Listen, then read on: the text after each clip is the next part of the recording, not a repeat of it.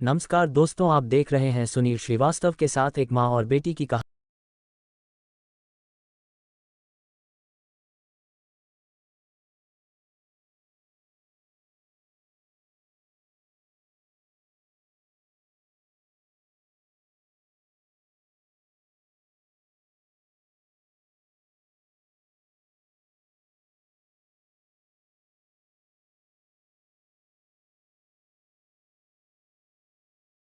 मेरा नाम नीता है। ये कहानी मेरी माँ और मेरे परिवार की है। मैं जब छोटी थी तो मेरे परिवार में सब खुशी से रहते थे, लेकिन मैं हल्के हल्के बड़ी हुई और एक दिन मैं कानों पर हाथ रखकर लगातार इस दर्दनाक आवाज को नजरअंदाज करने की कोशिश कर रही थी। मेरा पूरा वजूद थर थर कांप रहा था, मगर वह आवाज तो जैसे दिल को दहला रही थी। पानी, पानी, प्यास लगी है।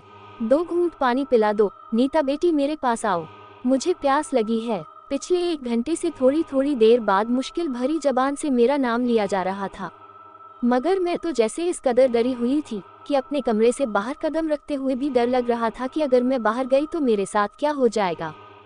मैं उस आवाज को चाहकर भी नजरअंदाज नहीं कर सकती थी। मैंने तकिया सर के नीचे से हटाया और अपने सर के ऊपर रख लिया ताकि मैं वह दर्दनाक सिसकियां ना सुन सकूं जो मेरी नींद और मेरा चैन चुरा रही थी। न जाने दादी कहाँ चली गई थी और बाबा भी तो उस वक्त काम पर गए हुए थे। तीनों छोटी बहनें भी स्कूल गई हुई थी। न जाने क्यों बार बार आती आवाज सुनकर मेरा दिल मोम होने लगा और मैं हिम्मत करके कमरे से बाहर निकली और घर के कोने में बने उस कमरे में जाने लगी जिसमें कई साल पहले जानवरों को बांधा जाता था। लगातार आती आवाज और फिर दर्द से उठती चीख ने तो जैसे मेरे कदमों पर जादू सा कर दिया था। मैं उस आवाज का दर्द महसूस करके दादी और बाबा के मना करने के बावजूद कमरे की तरफ दौड़ी चली जा रही थी। घर में सिवाय मेरे कोई नहीं था।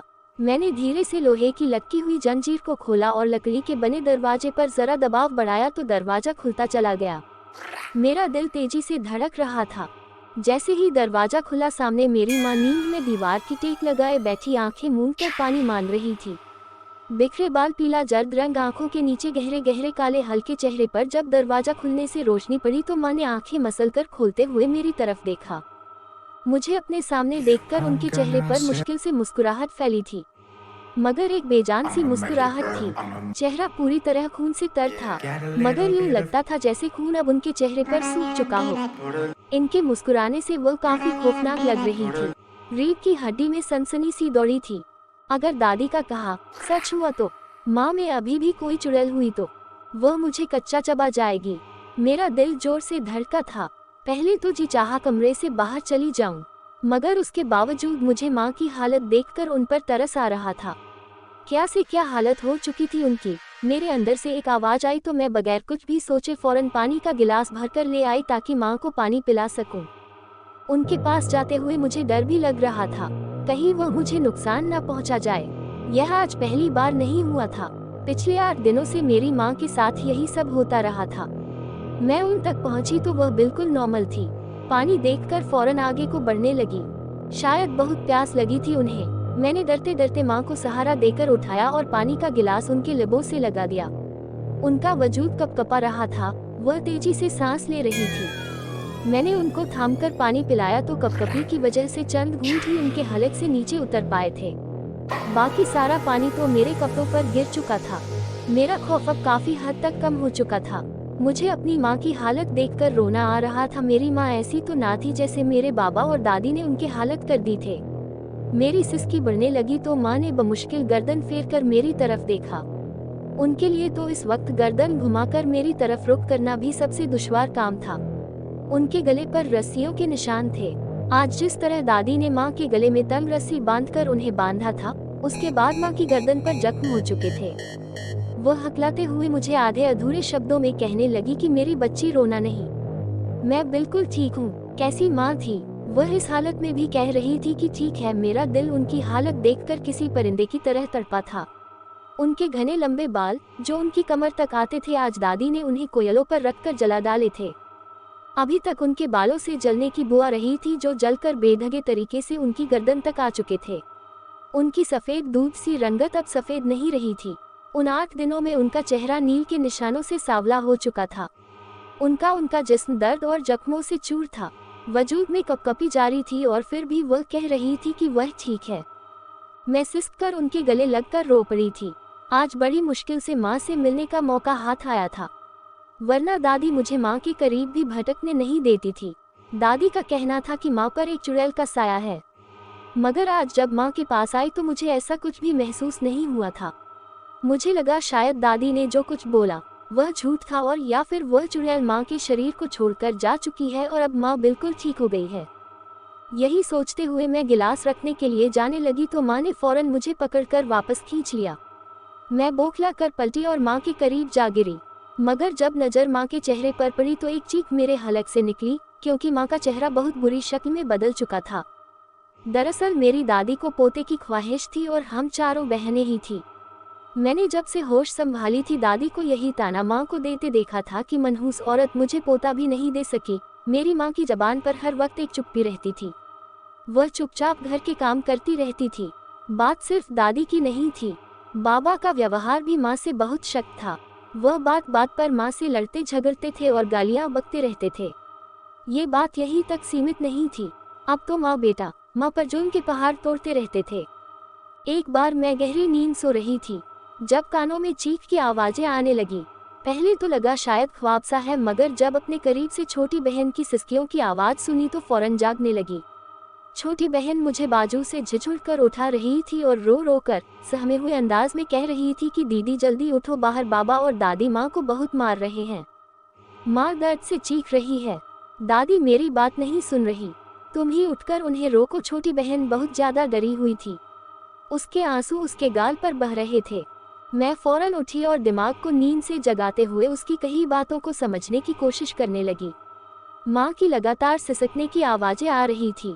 वह रो रोकर कह रही थी कि महेश क्या करने लगे हो मेरे साथ, आखिर मैंने क्या किया है, मेरा कसूर क्या है, मेरी गलती क्या है, क्यों मुझे तुम लोग मारते रहते हो, मत बांधो मुझे, मुझ पर ऐसा जुल्म मत करो, भगवान के कहर से डरो। माँ की आंगन से आती आवाजों ने मेरा दिल दहला कर रख दिया था। मैं शायद अभी भी नींद में थी, इसलिए चक्कर से आने लगे, मगर उसके बावजूद फौरन उठी और भागकर कमरे से निकलती हुई आंगन में पहुंची।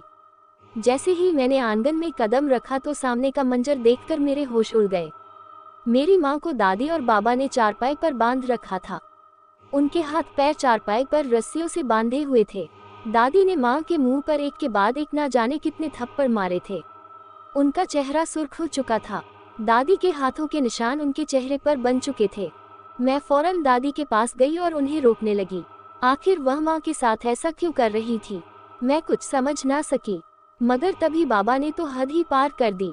एक मोटा डंडा हाथ में उठाया और गुस्से से आग बबूला होकर माँ पर डंडे बरसाने शुरू कर दिए। माँ दर्द से बिलबिला उठी, उनकी चीखें आसमान तक पहुँच रही थी। मेरे तो हाथ पांव कांपने लगे थे।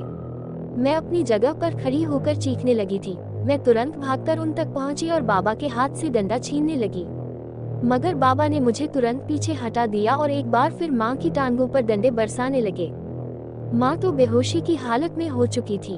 बाबा ने माँ को इतना मारा कि बाबा खुद भी माँ को मार मार कर थक गए थे। दादी माँ सिराहने खड़ी बाबा को और ज्यादा भड़कते हुए कह रही थी कि और मारो इसे, और मारो, इतना मारो कि इसके अंदर की सारी बलाएं बाहर निकल आ। मुझे यह मंजर समझ में नहीं आ रहा था कि आखिर क्या गलती थी मेरी माँ की, जो सुबह सवेरे बाबा और दादी माँ को इस कदर मार रहे थे।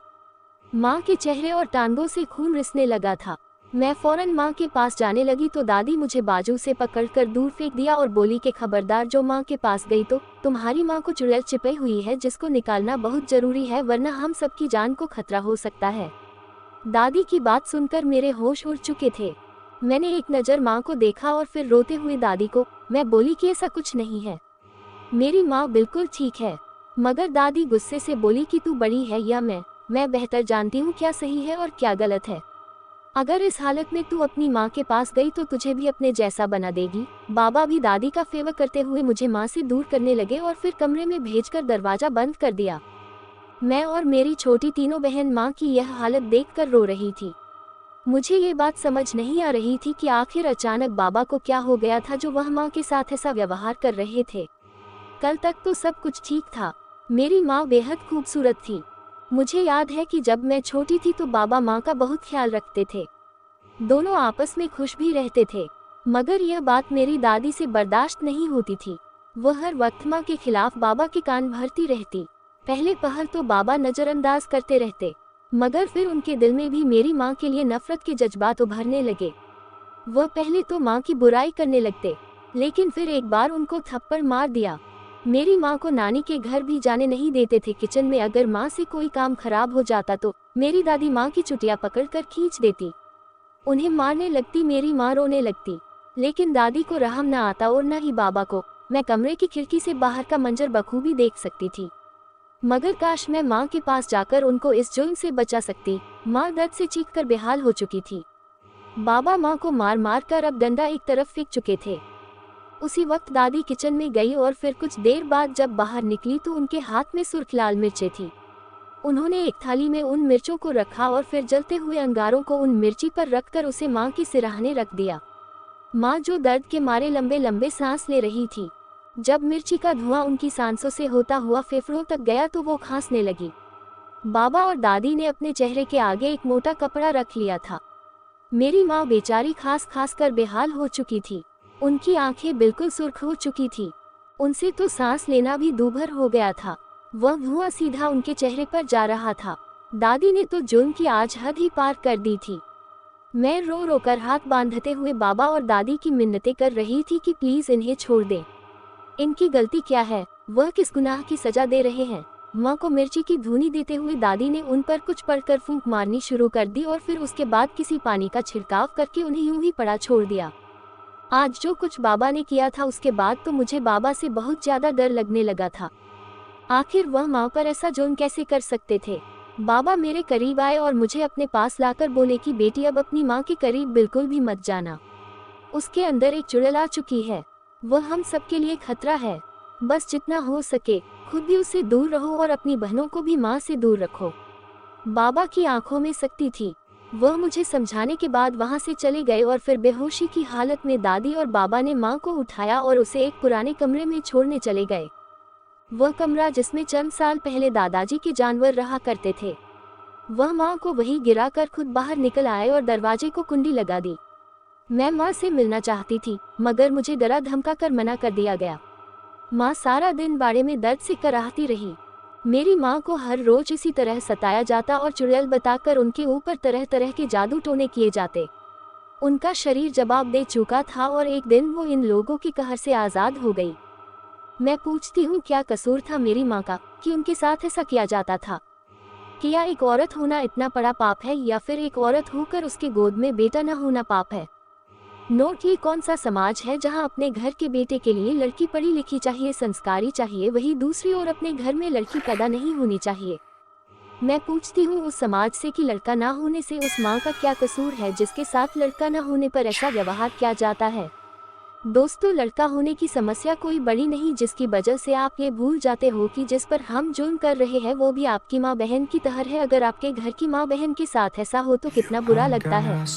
स्कियंस के हिसाब से भी लड़का न होने की समस्या औरत से नहीं आदमी से होती है, इसलिए जागरूक करो अपने आप को। अगर आपको हमारी स्टोरी पसंद हो तो दोस्तों और फैमिली को शेयर करें।